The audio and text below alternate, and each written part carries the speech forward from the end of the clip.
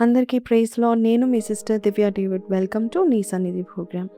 గత వారం నుండి మనం 7 రకములైన శుద్ధుల గురించి మనం వింటా ఉంటున్నాం కదా! గత వారంలో స్టార్ట్ చేశాం కాబట్టి మొదటి శుద్ధి, ఇంటి శుద్ధి గురించి మనం విన్నాం. ఇప్పుడు వంటి శుద్ధి గురించి మనం ఈరోజు విందాం. వంటి శుద్ధి అంటే శరీర శుద్ధి. దేవుడు మనకిచ్చిన గొప్ప బహుమతుల్లో ఒకటి ఏంటి తెలుసా? మీ శరీరం. చాలామంది ఇంటిని, కారుని, వస్తువులను ఎంతో జాగ్రత్తగా చూసుకుంటారు. కానీ దేవుడు నివసించే ఆలయమై ఉన్న మన శరీరాన్ని మనము నిర్లక్ష్యం చేస్తూ ఉంటాం.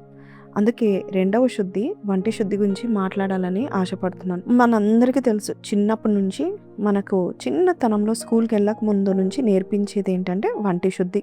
శరీరాన్ని పరిశుభ్రంగా ఉంచుకోవాలని నేర్పిస్తూ ఉంటారు. ప్రతిరోజు స్నానం చేయాలి, ప్రతిరోజు పళ్ళు తోముకోవాలి, బయట నుంచి వచ్చినప్పుడు చేతులు, కాళ్ళు, ముఖం కడుక్కోవాలి అని చెప్తా ఉంటారు. గోర్లు కట్ చేసుకోవాలి, ఇవన్నీ చెప్తా ఉంటారు.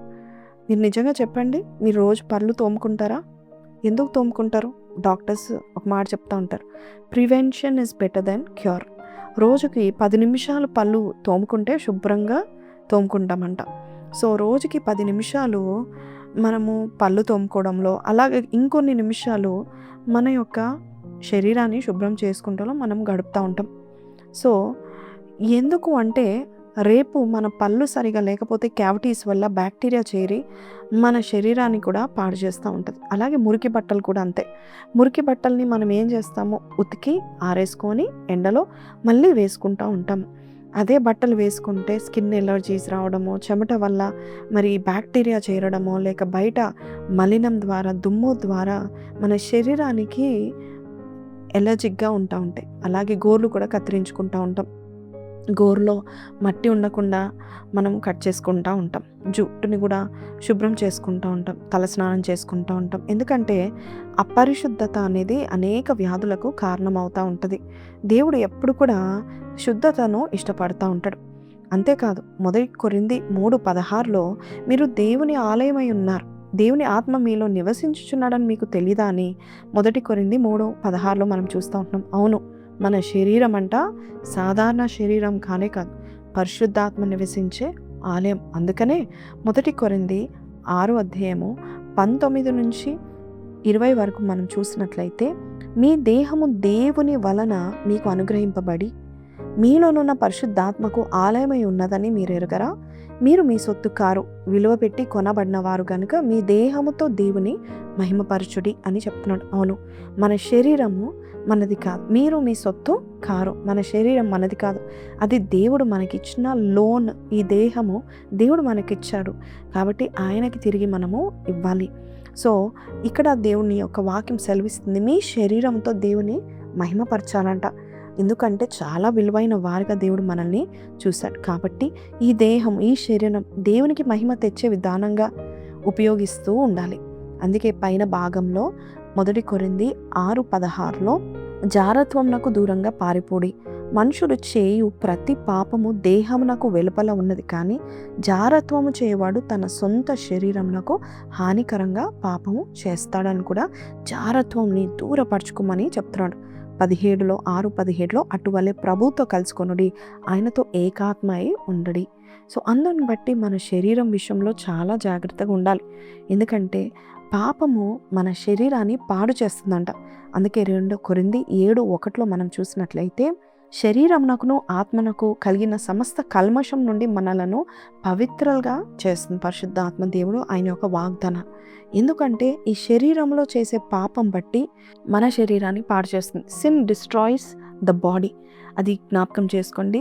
Sin destroys our body. మనం చూసినట్లయితే నామాను 7 సార్లు యోర్దాను నదిలో మునగమని చెప్తా ఉంటారు. 7 సార్లు. ఎందుకు అంటే నామానుకున్న ఆ రోగము 7 సార్లు విశ్వాసంతో మునిగితే అది ఆ రోగము వెళ్ళిపోతుంది. నిజమే, కొన్ని రోగాలు మన శరీరంలో ఉన్న అలవాటు బట్టి వస్తూ ఉంటాయి. సో ఒంటిపైన అపవిత్రమైన వస్తువులు, అసభ్యకరమైన బట్టలు కూడా ధరించుకోకూడదు.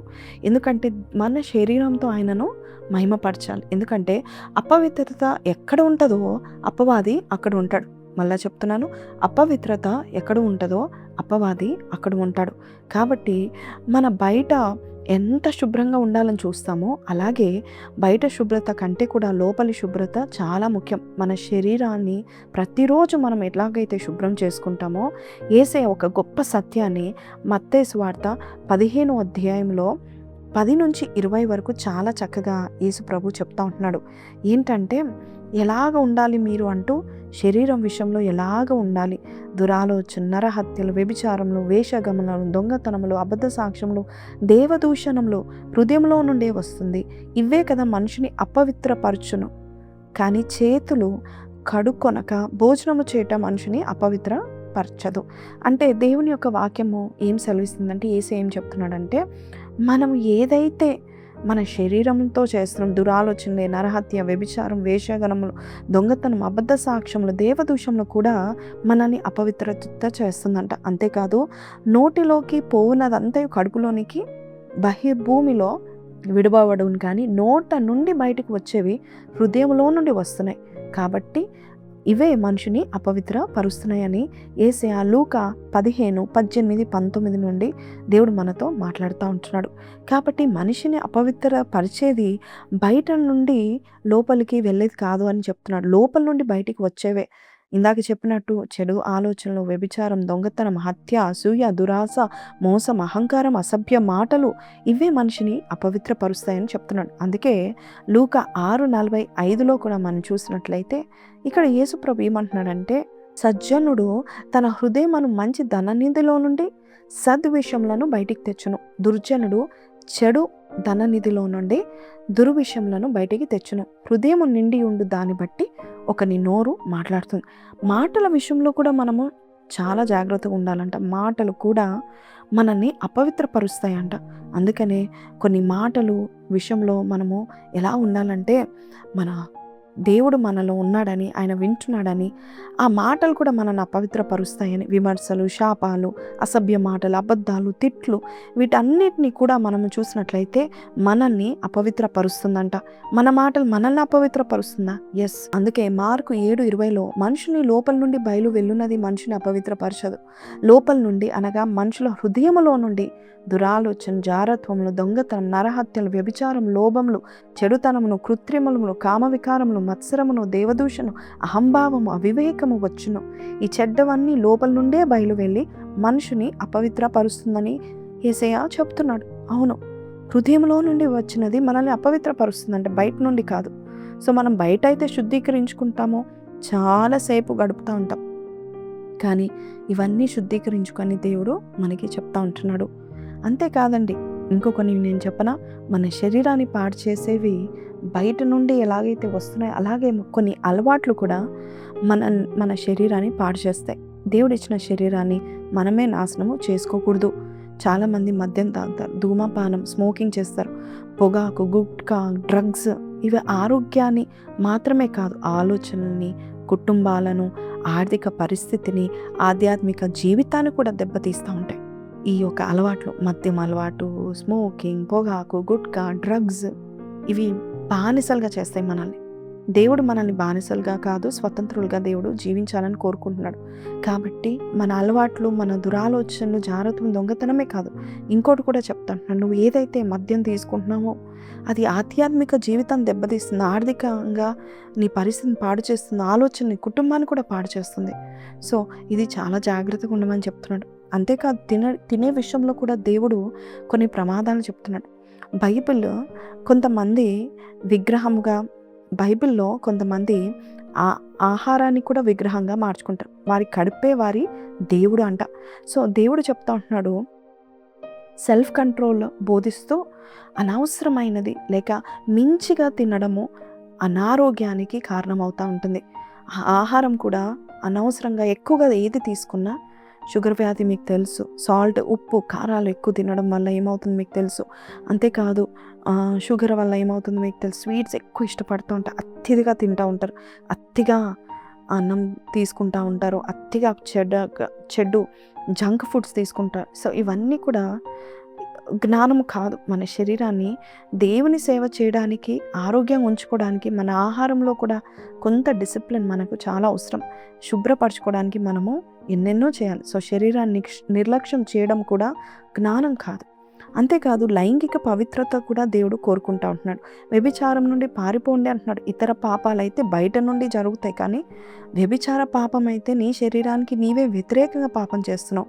అశుద్ధమైన సినిమాలు, అశుద్ధమైన వెబ్సైట్లు, అశుద్ధమైన సంబంధాలు, విపరీతమైన లైంగిక ఆలోచనలు, వివాహేతర సంబంధాలు, ఇవన్నీ మన హృదయాన్ని, మన మనస్సును, మన శరీరాన్ని, అలాగే కుటుంబాలను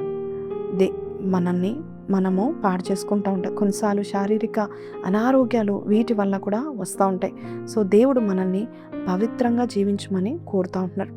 ఇంకా కొంతమంది టాటూస్ గురించి లేవీకాండం 19:28 మనం చూస్తూ ఉంటున్నాం. అన్యజన్య ఆచారాల సందర్భంలో కొంతమంది ఈ టాటూస్ చేసుకుంటూ ఉంటారు.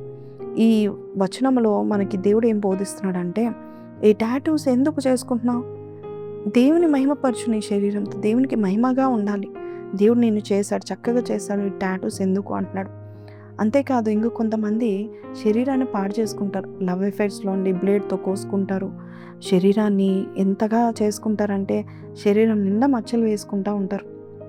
కావాలని చేసుకునేవారు కొంతమంది కావాలని. ఇంకా కొంతమంది అన్యజనులు ఏం చేస్తారంటే బ్లేడ్ తీసుకొని శరీరం అంతా ఇలా కొట్టుకుంటారు బ్లేడ్తో, రక్తం అంతా వచ్చేటట్టుగా. అది దేవుని చిత్తం కాదు. ఇంకా కొంతమంది మండుతున్న బొగ్గుల మీద నడుస్తూ ఉంటారు. కావాలని వారి శరీరాన్ని భయంకరంగా కొట్టుకుంటారు, భయంకరంగా రక్తం వచ్చేలాగా చేస్తారు. ఆ రక్తం చూసైనా దేవుడు కనికరిస్తాడని కాదు. మన దేవుడు అలాంటి వాడు కాడు. మన దేవుడు కనికరం కలిగిన వాడు. నువ్వు ఎక్కడున్నా ఆయనను పిలిస్తే, ఆయన పేరట నువ్వు ప్రార్థన చేస్తే, నిజముగా మొరపెడితే చాలు, ఆయన ఆలకిస్తాడు, ఆయన ఉత్తరం ఇస్తాడు, ఆయన నీతో మాట్లాడతాడు. మన దేవుడు అలాంటి వాడు. పిలిచిన వెంటనే పలుకుతాడు. నువ్వు రమ్మన్న వెంటనే వచ్చే దేవుడు. కాబట్టి నీవు బ్లేడ్ తీసుకొని అలాగ అన్యజనుల వల్లే నువ్వు చేయడానికి వీలేదు. కొంతమంది అయితే ఎంత కఠినమైన ఉపవాసం చేస్తారంటే, నాకు ఇది కావాలంటే కావాలి. సో ఉపవాసంతో దేవుని దింపాలని చూస్తారు. లేదు, దేవుడు నువ్వు పిలిస్తే చాలు దిగుతాడు. అంటే ఉపవాసం తప్పని నేను చెప్పట్లే. కొంతమంది కఠినంగా చేస్తూ ఉంటారు, అన్యుల వల్లే చేస్తూ ఉంటారు. సో అది కూడా మానుకోండి. సో ఈరోజు మన పరిష్కారం ఏంటి అంటే, గలతీ 5:16-17 దేవుని యొక్క వాక్యము మనకి పరిష్కారం ఇస్తుంది. ఏంట పరిష్కారం? చదువుతాను. నేను చెప్పున్నది ఏమనగా, ఆత్మానుసారంగా నడుచుకొనుడి, అప్పుడు మీరు శరీరేచ్ఛను నెరవేర్చరు. శరీరము ఆత్మకును, ఆత్మ శరీరమునకు విరోధంగా అపేక్షించును. ఇవి ఒకదానినొకటి వ్యతిరేకంగా ఉన్నవి కనుక మీరేమి నిశ్చయింతురో వాటిని చేయకుందురు. మీరు ఆత్మచేత నడిపింపబడిన ఎడల ధర్మశాస్త్రంకు లోనైన వారు కాదు. శరీర కార్యములు స్పష్టమైనవి. అవేవనగా చారత్వము, అపవిత్రత, కామకత్వం, విగ్రహారాధన, అభిచారము, ద్వేషములు, కలహములు, మత్సరములు, క్రోధములు, కక్షలు, భేదములు, విమ్మతములు, అసూయలు, మత్తతలు, అల్లరితో కూడిన ఆటపాటలు మొదలైన వీటిని గూర్చి నేను మునుపు చెప్పిన ప్రకారము మీరు చేయువారు దేవుని రాజ్యం స్వతంత్రించుకున్నారని మీతో స్పష్టంగా చెప్పుచున్నాను. సో మనం ఇవన్నీ చేస్తే దేవుని రాజ్యం మనము స్వతంత్రించుకోము. అందుకే శరీర ఆశలను జయించమని దేవుడు చెప్తున్నాడు. ఎలాగ? ఉపవాసంతో, ప్రార్థనతో, దేవుని వాక్యంతో, సెల్ఫ్ కంట్రోల్తో నువ్వు ఉన్నట్లయితే నీ శరీరాన్ని నీవు చేస్తావు. ప్రతిరోజు మన శరీరాన్ని సబ్బుతో ఎలాగ శుభ్రం చేసుకుంటామో అలాగే ప్రతిరోజు మన హృదయాన్ని కూడా దేవుని వాక్యంతో శుభ్రం చేసుకోవాలి. మీకు తెలుసా, దేవుడు 5,000 సంవత్సరాల క్రితము దేవుడు మనిషి యొక్క హృదయం గురించి మాట్లాడుతూ ఆ హృదయము ద్వారా ఎంత అపవిత్రపరచబడుతున్నామో ఆదికాండము 6:5 రాశాడు. నరుల చెడుతనము భూమి మీద గొప్పదనియో, వారి హృదయము యొక్క తలంపుల్లోని ఊహ అంతయు ఎల్లప్పుడూ కేవలము చెడ్డదనియు యెహోవా చూచాడు. సో దేవుడు చూశాడు. We have a evil heart అని దేవుడు ముందుగానే చూశాడు. అందుకే నీ హృదయంలో నుండి ఏదైతే వస్తుందో అదే నేను అపవిత్రపరుస్తుంది, బయటది కాదు అని దేవుని యొక్క వాక్యం సెలవిస్తుంది. బయట శుభ్రంగా ఉండడం మంచిదే, కాదనట్లేదు. నిన్ను నీవు నీట్గా ప్రెజెంటబుల్గా ఉంచుకోవడం మంచిదే, దేవుని మహిమపరచడం అంతే. అలాగే కొంతమంది గోర్లలో ఆ మట్టి ఉండే గోర్లు పెంచుకుంటారు, దెయ్యాలు ఆకర్షితులు అవుతూ ఉంటారు. దేవుడు లోపల పవిత్రతను ఎక్కువగా చూస్తూ ఉంటాడు. అందుకే నీ శరీరము ఆయన ఆలయంగా చేసుకోవాలని ఈరోజు అంటున్నాడు. కాబట్టి మీరు ప్రార్థించండి, ప్రభువా నా శరీరం నీ ఆలయం, దానిని పరిశుభ్రంగా, పవిత్రంగా, నీ మహిమ కొరకు ఉపయోగించుకో ప్రభా అని కృపతో నువ్వు దేవుడిని అడుగు. దేవుడు ఖచ్చితంగా నీకు పరిశుద్ధమైన జీవితాన్ని దేవుడు నీకు దయచేయనుగాక. ఇంటి శుద్ధి గురించి నేను కొన్ని మాటల్లో నేను చెప్పాను, కానీ మన జీవితంలో ఎంతైతే శరీర క్రియలు ఉంటాయో అవి మనల్ని అపవిత్రపరుస్తున్నాయి. మన స్వార్థము, కలహాలు, మత్తు, కోపము, అసూయ, కామతురత్వము, అపవిత్రత, వ్యభిచారాలు ఇవన్నీ మనం చూస్తున్నట్లయితే పరిశుద్ధాత్మలో మనం నడవట్లేదు.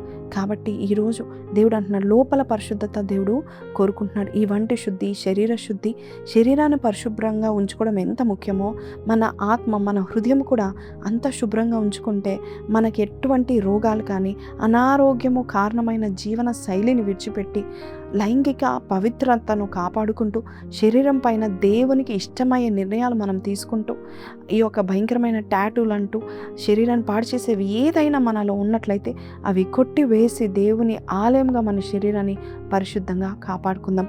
మళ్ళీ వచ్చే వారం ఇంకో శుద్ధితో మీ ముందు ఉంటాను. అంతవరకు సెలవు. Have a good night rest. Take care of your body. God bless you.